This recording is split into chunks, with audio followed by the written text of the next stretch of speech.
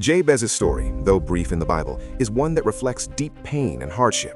His mother named him Jabez, meaning pain, because she bore him in pain. Every time someone called his name, he was reminded of the suffering his mother experienced. It was as if his very existence was tied to the sorrow and hardship of others.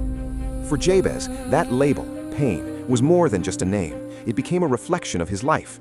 How often must he have been reminded of the burden of his name, carrying the weight of disappointment, sorrow, and struggle? His mother's pain became his own. The name he bore wasn't just a label, it was a legacy of hardship, a constant reminder that his life had started in pain. Growing up with this name might have led Jabez to feel like an outcast, like he was destined for a life of hardship and unfulfilled potential. It was as if his identity had been locked into a cycle of suffering, and the expectations of others were limited to seeing him through the lens of pain and sorrow. People might have seen him as a symbol of his mother's agony, rather than as a person with potential, with purpose.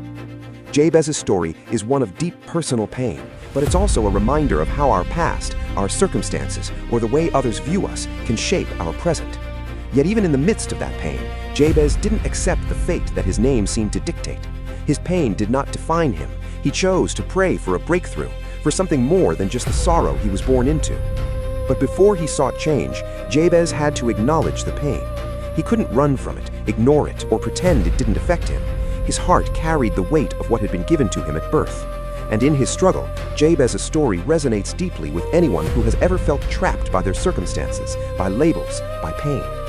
In Jabez's life, the pain wasn't just physical, it was emotional, psychological, and spiritual. It was a relentless reminder that his beginning was marked by suffering, and it must have felt like an impossible burden to carry. But it was out of this very pain that he would later cry out to God for relief and blessing.